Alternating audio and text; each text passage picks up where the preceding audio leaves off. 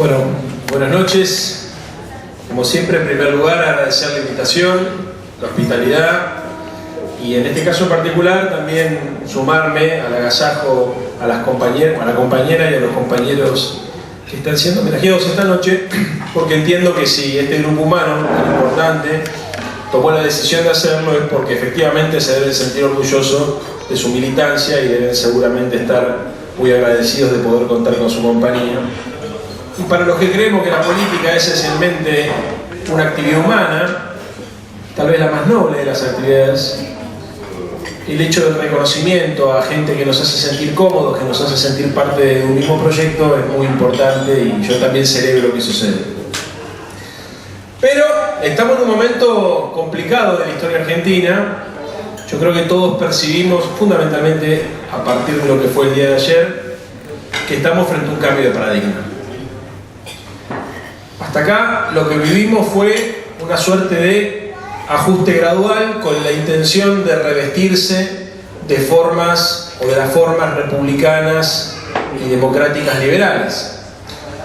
Pero creo que a partir del día de ayer nos hemos dado cuenta que este modelo se termina de desnudar, quitándose el ropaje del liberalismo republicano y asumiendo su forma más brutal, que es la de una suerte de Estado policial que toma la decisión política de equilibrar las cuentas públicas, ajustando a los más débiles de la sociedad y haciéndose cargo de una feroz represión que es la consecuencia natural de cortar el hilo por lo más delgado.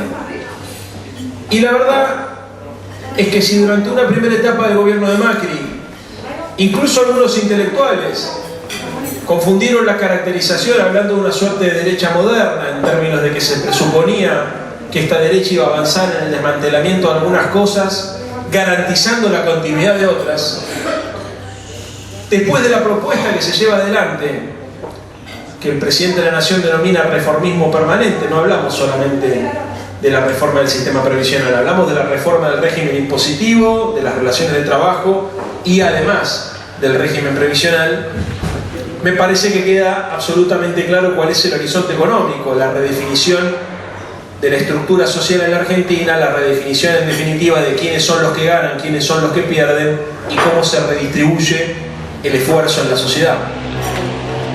Y como decíamos recién, quien ignora que en un pueblo como este, que pasó por la experiencia del irigoyenismo y del peronismo después, no se puede avanzar en el desmantelamiento de estos derechos sin enfrentar una resistencia popular, asume entonces, cuando decida hacer este tipo de ajustes, utilizar la violencia policial para llevar adelante el programa económico, porque esto no fue, digamos, las cosas como son, claras.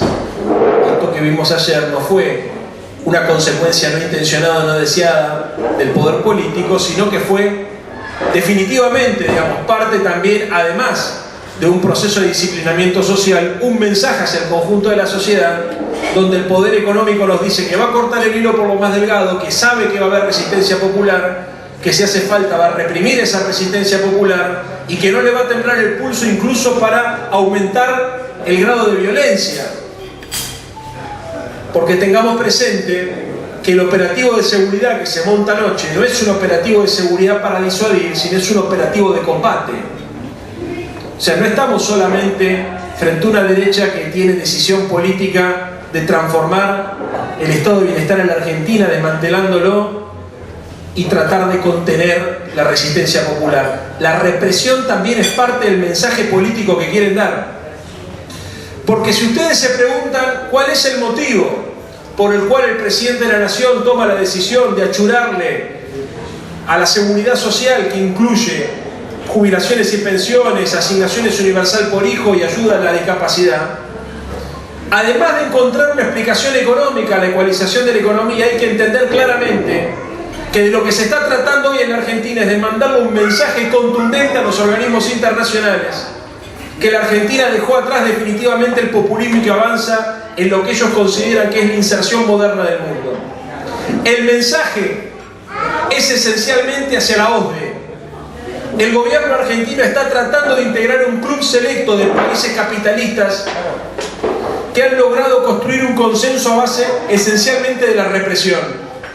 Y ese consenso a base de la represión es el consenso que le permite a los que toman decisiones económicas en este país quedarse tranquilo que sus intereses van a estar protegidos.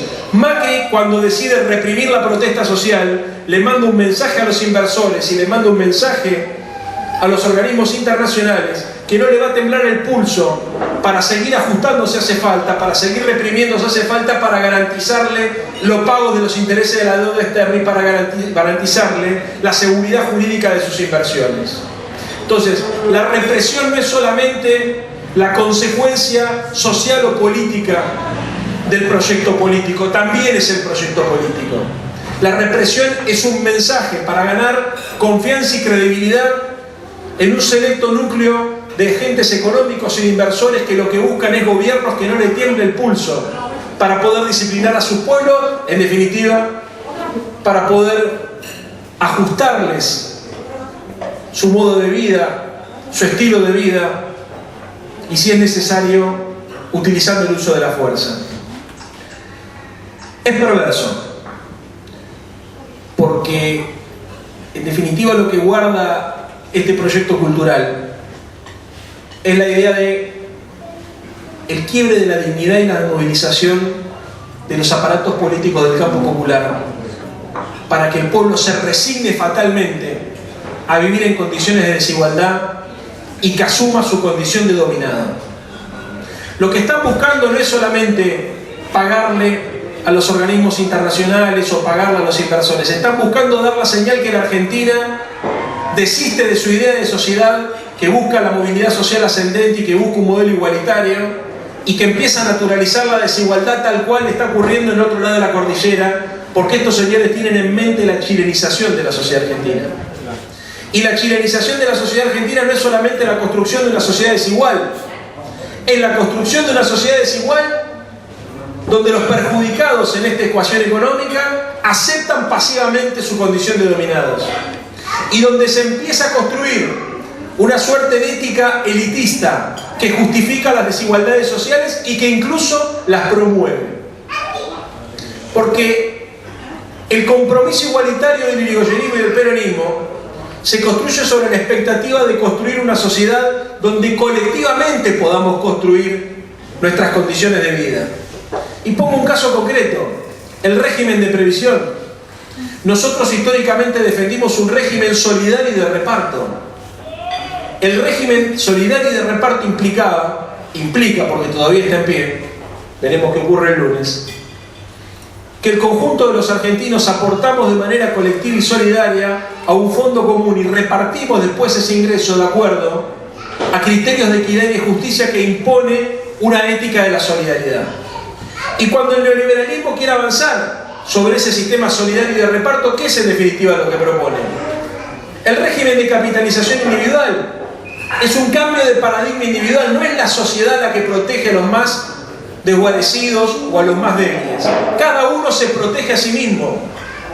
La lógica del régimen de capitalización individual, que es la lógica de las AFJP de los 90, además de ser éticamente un cambio brutal en términos de lo que significa el ordenamiento jurídico y el ordenamiento moral de nuestra sociedad, implica fundamentalmente la resignación a la idea de que la salida es colectiva.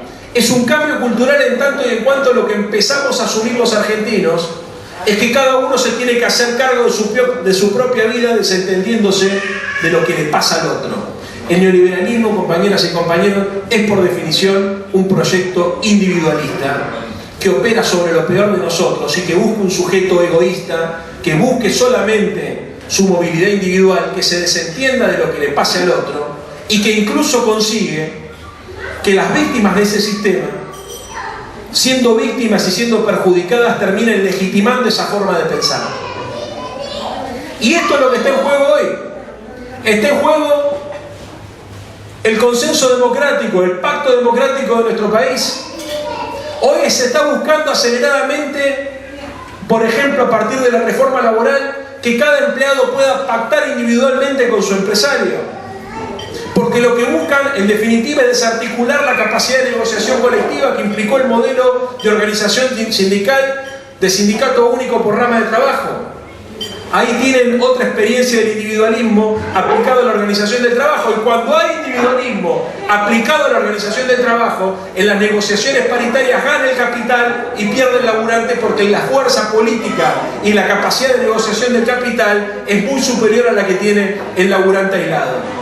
Y así podemos seguir. La reforma, por ejemplo, en el régimen de salud. ¿Qué es lo que está buscando el gobierno también? Que haya una canasta básica que esté garantizada por el Estado, que en realidad es una canasta mínima. Por ejemplo, X cantidad de radiografías, X cantidad de análisis, X cantidad de prótesis. Y una vez que esa canasta es completada, después cada uno individualmente se tiene que hacer cargo de su salud. Y lo mismo va a pasar con la universidad. Exactamente el modelo chileno. La idea de achicar las carreras de grado, que va a ser la prestación que te va a brindar el Estado argentino, y después cada uno, si quiere tener un título de posgrado, si quiere tener un título que complemente, tendrá que ir al mercado a pagarlo. Hay una concepción que explica y que encuentra un patrón en las políticas que este gobierno tiene. Y el patrón es esencialmente dinamitar la ética de la solidaridad y la condición gregaria de la política para construir un sujeto individualista que se desentienda de los demás, que se desentienda de la política y que construya una democracia delegativa y de baja intensidad. Por eso es importante entender que cuando hablamos de la defensa de la democracia como régimen político, no hablamos solamente de la democracia política, no hablamos solamente de la defensa de nuestro sistema de toma de decisiones o de elección de representantes. Hablamos de una forma de vida. Vivir en democracia, además de significar que uno tiene el derecho de elegir a sus representantes y de ser elegido, significa también que asumimos que vivimos en una sociedad donde todos somos responsables del otro, donde la igualdad es un horizonte ético deseable y que tenemos que trabajar en conjunto para alcanzar. Vivir en democracia implica que las corporaciones y los sectores concentrados y particulares de la sociedad que tienen derecho a existir no están tuteladas por el Estado en una ciocracia que lo que hace es defender sus intereses poniendo el interés particular por encima del interés general. Es lo contrario. Es reconocer que el Estado tiene que tutelar el derecho de la mayoría. Y si no entienden, o si no me puedo explicar, o si uno no puede explicar este tipo de cosas, alcanza con que le podremos comentar a nuestros compatriotas las modificaciones que se dieron a partir de que el zorro empezó a cuidar el gallinero. Miren, este gobierno que integra la Unión Cívica Radical tiene como ministro de Agroindustria al presidente de la Sociedad Rural Argentina. Y la primera consecuencia que trajo la designación del señor Echeverri al frente de ese ministerio es la eliminación de la obligatoriedad de las grandes corporaciones y de las grandes cerealeras de liquidar las divisas de las exportaciones en la Argentina. La segunda posibilidad que se le brindó a la sociedad rural es la disminución total y progresiva de las retenciones a la soja, bajando 0,5 por mes en los próximos 12 años. La sociedad rural argentina al frente del Ministerio de Agricultura no vela por los intereses de los argentinos y por los intereses de la patria. No vela por la defensa de la mesa de los argentinos y del precio de la comida. Vela por los intereses de las grandes corporaciones y de los patrones de estancia que históricamente se dedicaron a enriquecerse a costa del sacrificio del pueblo argentino. Ahí tienen una explicación concreta de lo que se refiere esto de la ciocracia y de la idea contraria de una democracia de alta calidad ofreciendo una democracia de baja calidad. Y lo mismo pasó con el Ministerio de Energía. Pusieron a un CEO de Shell, de una empresa multinacional. ¿Y cuál fue la consecuencia? La consecuencia fue que liberaron los precios de los combustibles. Y ahora cada 3 meses tenemos aumento del precio de los combustibles, con lo que eso después significa.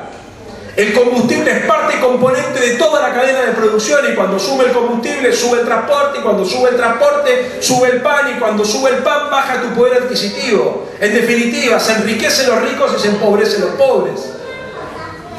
Y además de eso, ¿qué hicieron? Le brindaron cientos de negocios a los empresarios de la Shell. Hemos descubierto a partir de los Paradise Papers que el actual ministro de Energía de la Argentina fue titular de 6 empresas contratistas de NARSA, la empresa estatal mayorista de compra de energía. Porque estos tipos, además de llevar adelante políticas intrínsecamente corruptas, son ellos intrínsecamente corruptos. Y no solamente se enriquecen a partir del mecanismo de expoliación de la riqueza del pueblo argentino, haciéndonos que paguemos mucho más caro lo que afuera sale mucho más barato, sino que además tienen la caradurez de ser ellos mismos adjudicatarios de las licitaciones que ellos mismos producen. Y así podríamos seguir con cada uno de los ministerios. Pasa lo mismo en el Ministerio de Finanzas con el señor Luis Caputo. La Argentina toma deuda externa. ¿Por qué toma deuda externa la Argentina? Bueno, yo le voy a contar, porque el señor Luis Caputo, como el señor Duhovne, son representantes de la patria financiera, son representantes de la banca extranjera. Y la Argentina toma deuda externa para facilitar la bicicleta financiera, la obra pública, que justifica en teoría la toma de deuda externa, se financia en pesos. Lo que se financia en dólares es la timba financiera de las LEVAC, que vienen los inversores extranjeros, traen dólares, compran pesos, con esos pesos compran LEVACs, generan rentabilidad del 30%, vuelven a comprar dólares porque ahora está permitido la compra irrestricta de divisas y la fugan al exterior. ¿De dónde salen esos dólares que estos señores fugan? ¿Y de dónde salen los dólares que ahora las empresas multinacionales pueden girar libremente a sus casas matrices a través del giro de utilidades? ¿Y de dónde salen los dólares que se fugan en el canal comercial y en el canal turístico? ¿Y de dónde salen los dólares también que equilibran la balanza comercial? Bueno, salen de la deuda externa. Y esa deuda externa no la paga Magoya, la paga el pueblo argentino. ¿Y saben qué? Mientras a los bancos les dan tasa de interés del 30%, mientras a los bancos les dan la posibilidad irrestricta de comprar cualquier tipo de divisa, mientras a los bancos les dan comisiones suculentas para meterse en el negocio de la intermediación de los bonos, mientras a las empresas eléctricas le permitieron aumentar primero el 1000% y después el 70% sobre ese 1000%, mientras a la empresa Shell y a todas las empresas petroleras le han permitido subir libremente el precio del combustible, mientras al campo le redujeron el 0.5 por mes de retenciones, mientras le permitieron al campo poder liquidar libremente o no liquidar las divisas en la Argentina, estos hijos de puta le sacan 6.000 pesos por mes a los jubilados.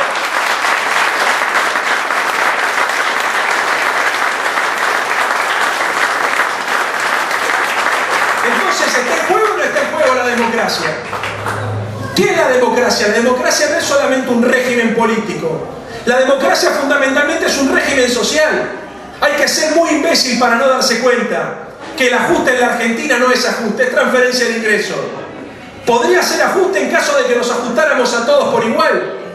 Pero si resulta que si sos empresario del campo, si sos empresario de la industria concentrada, o si sos empresario de la timba financiera y del sector financiero, o si tenés intereses puestos en la timba de las LEVACs, te haces multimillonario en la Argentina.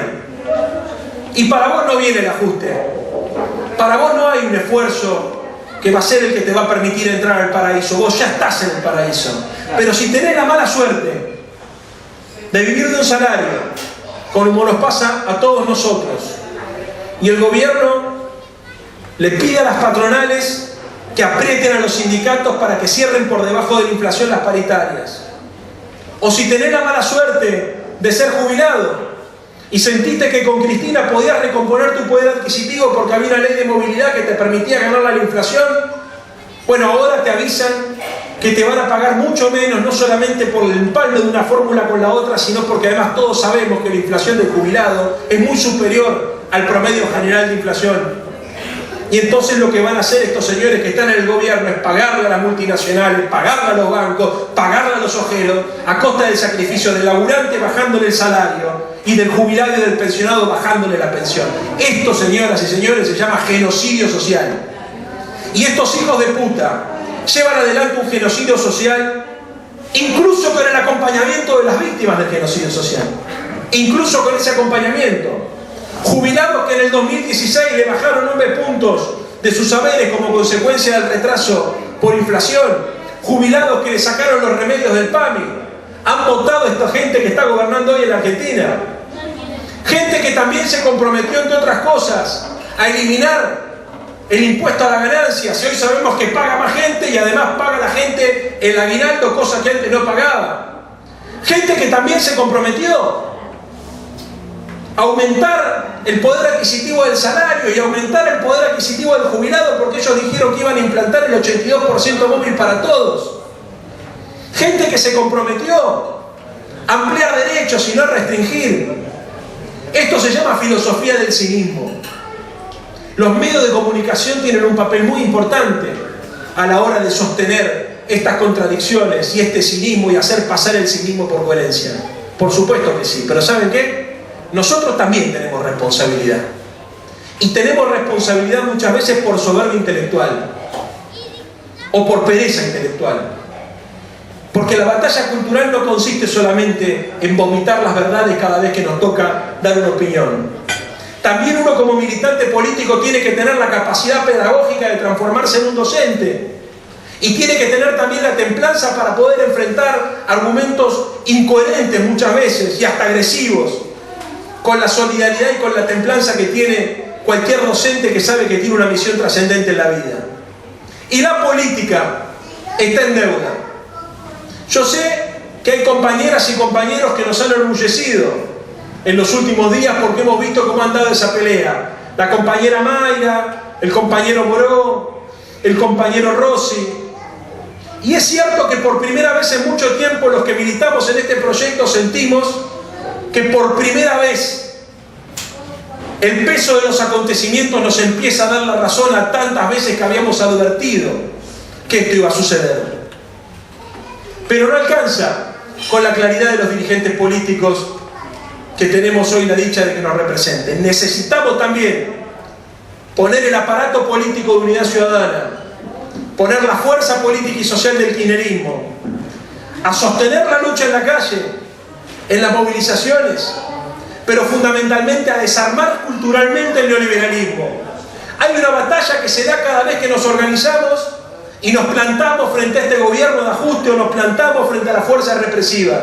Pero también hay una batalla que se da en la vida cotidiana, que se da en el día a día, en el boca a boca, y que implica y que obliga a que cada uno de nosotros se asuma como sujeto político, como protagonista de la historia, y que tenga además la vocación y la tolerancia de poder desarmar esos argumentos que sostienen el sentido común neoliberal, esos argumentos que muchas veces se construyen a partir de horas de televisión y se construyen a partir de infinidad de operaciones mediáticas, pero que merecen ser, en aras de los valores por los cuales nosotros militamos, confrontados con inteligencia, con agudeza y con creatividad. Necesitamos que este espacio político que hemos construido a lo largo y a lo ancho del país, además de acompañar a nuestros dirigentes, como decía el general Perón, que cada uno de nuestros militantes saque de su mochila el bastón de mariscal y se haga cargo de enfrentar personalmente el proyecto político y cultural del neoliberalismo. Además de ser parte de una organización, nosotros tenemos la responsabilidad de ser ejemplos militantes. Ejemplos militantes para demostrar que se puede vivir de otra manera. Ejemplos militantes incluso para no acostumbrarnos y desnaturalizar el sentido común neoliberal. Lo peor que le puede pasar a un militante del proyecto nacional es transformarse en lo que combate. Y si el enemigo político desarrolla argumentos de corte elitista, de corte burocrático, de corte mercantilista o de corte egoísta, nuestra responsabilidad es exactamente la contraria. Donde el enemigo pone insolidaridad, nosotros tenemos que poner solidaridad. Donde el enemigo trabaja sobre la construcción de una sociedad egoísta, nosotros tenemos que ser abiertamente democráticos.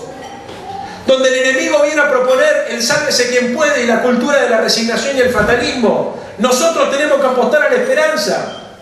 Donde el enemigo viene y propone que bajemos los brazos y que naturalicemos esta situación, compañeras y compañeros, nosotros tenemos que ser esencialmente rebeldes. Y muchas veces ocurre que somos rebeldes de la boca para afuera, pero que después en la vida cotidiana terminamos siendo muy parecidos a lo que criticamos.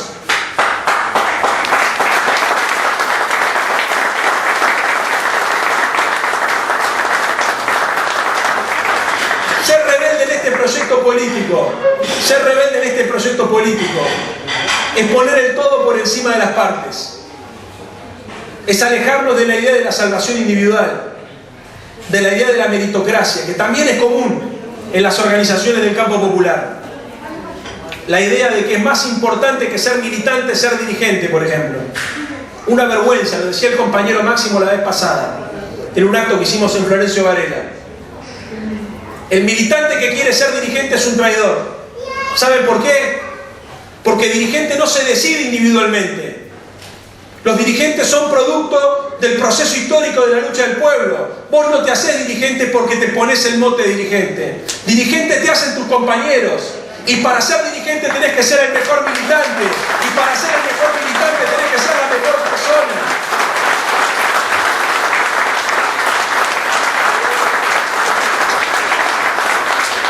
Y entonces también hay que animarnos, y con esto termino, porque no se puede dar esta batalla cultural por el sentido de la democracia si nos resignamos a que la lucha por la ética la da la derecha.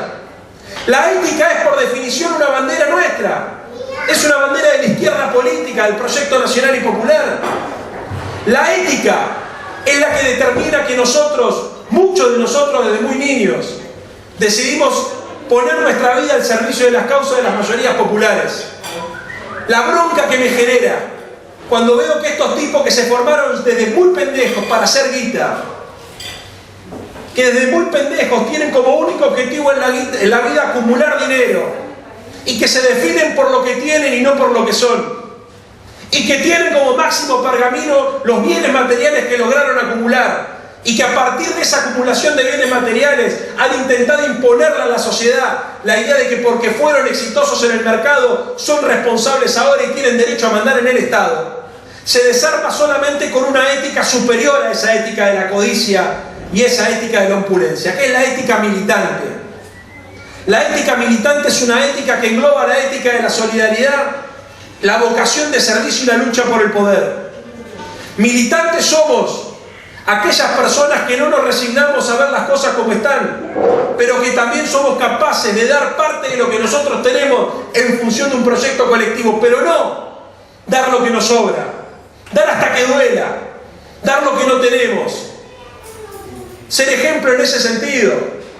El que da lo que le sobra hace caridad. La solidaridad entendida como nosotros la entendemos es dar lo que nos falta. Es animarnos a utilizar el verbo compartir para explicar la esencia de nuestra militancia política.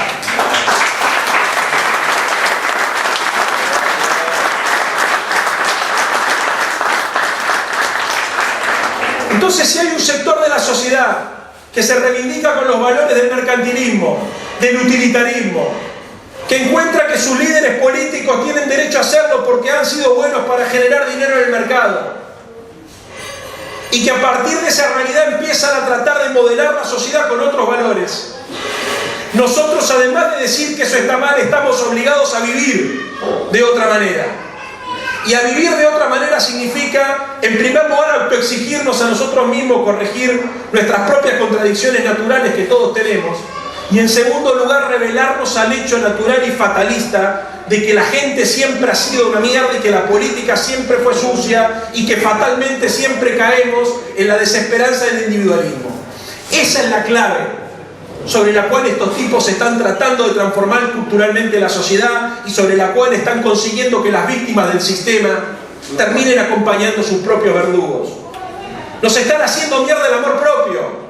Nos están empezando a convencer que en realidad lo que nosotros propusimos y el sueño de nuestra juventud es una quimera. Y una cosa es una quimera y otra cosa es una utopía.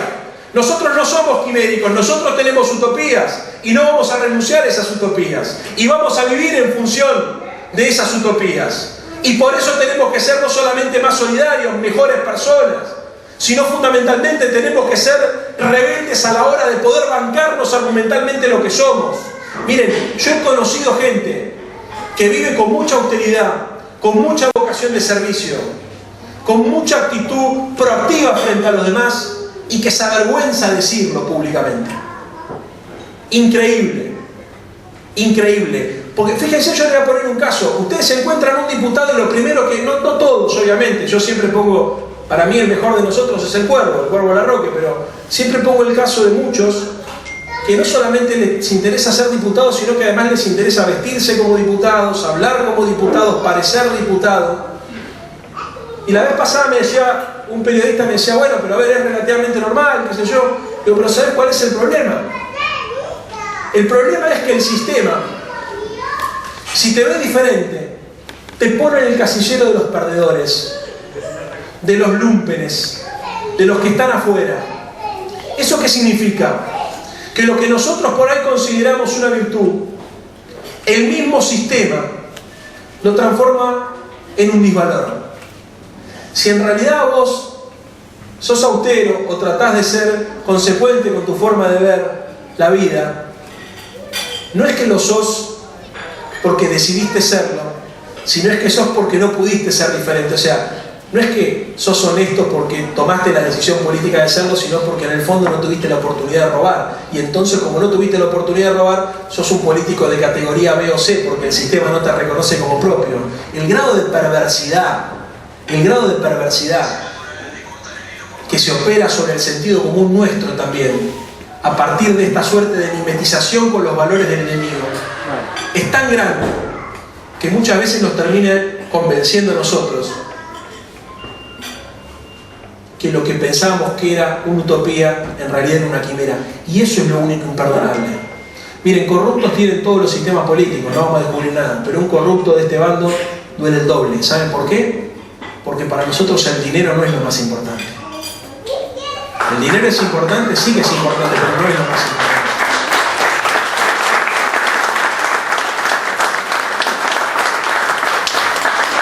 Y no se puede pelear contra la ética del capitalismo y contra la ética de la codicia si no ponemos el dinero en el lugar que lo tiene que tener. El dinero tiene que ser un instrumento para ampliar nuestra libertad, no el objeto o el objetivo de nuestra militancia política. Es importante tener... Yo no soy el Pepe Mujica, pero sí entiendo, digamos, la diferencia entre vivir para obtener algo y vivir por algo. O sea, una cosa es vivir de la política y otra cosa es vivir para la política. Una cosa es tratar de progresar individualmente y otra cosa es utilizar una herramienta tan noble como esta solamente para progresar individualmente o solamente para cagarse en los intereses de los compañeros y ascender en esa pirámide social transformándonos en lo que toda la vida combatimos. Miren, para terminar ahora sí, este proyecto no vino solamente para durar 6 años, este proyecto busca quedarse para siempre, busca transformar la matriz cultural para siempre de los argentinos. Y el problema que tienen para poder llevarlo adelante somos nosotros. Somos nosotros porque el sistema no ha tenido en cuenta que va a haber un grupo de gente tan grande como esta que va a resistir los cantos de sirena del capitalismo. Entonces, en estos momentos, cuando parece que estamos retomando la iniciativa política, tenemos que estar muy atentos, porque el enemigo lo que va a tratar de hacernos es quebrarnos y va a tratar de mostrar que cada uno de los compañeros que quiebran es un modelo a seguir. Ellos van a tratar de minar nuestra organización y minar nuestro poderío ético, tratando de quebrar y mostrar que en realidad nosotros no somos lo que decimos ser. Ellos tienen una propuesta, ellos dicen: el mundo es una mierda, y yo te digo, a diferencia de estos locos, que el mundo siempre va a ser así. Nosotros decimos que el mundo es una mierda y que lo queremos cambiar. Entonces, cada vez que estos hijos de puta descubren que un traidor de nuestra fila piensa como ellos, lo muestran porque lo que quieren es invalidar el razonamiento. Y cada vez que uno de nosotros les hace el juego a la derecha neoliberal, viviendo como viven ellos, predicando con la doble moral, diciendo para afuera una cosa y para adentro otra, y cagándose en el esfuerzo de cientos de miles de compañeros, nos genera un retroceso mucho más grande que la derrota electoral. Por eso Cristina, cuando le preguntaron en un reportaje qué era lo que más le había dolido en su historia militante, dijo que había sido la aparición de José López con los bolsos. Porque ella entendía que había un montón de jóvenes que creían en el proyecto y que se podían desmoralizar y desmovilizar como consecuencia de la aparición de ese sujeto despreciable. Y a mí fue una de las cosas que más me impresionó de ella, porque yo también sentí eso. Yo cuando me enteré de José López también sentí en los cientos de pibas y pibas que se tatuaron a Cristina o a Néstor en la piel y la posibilidad de que eso les llegara a presentar una suerte de contradicción interna. También lo pensé. Y cuando Cristina lo dijo, me dio una tranquilidad enorme porque entendí que más allá de los traspiés que tienen todas las organizaciones políticas, Lo que estaba absolutamente claro en la conducción es que era lo importante. Y lo importante es la moral de nuestra organización política, lo importante son los valores que nos convocan a la militancia, y lo importante, compañeras y compañeros, es el sentido de trascendencia y el sentido de lucha.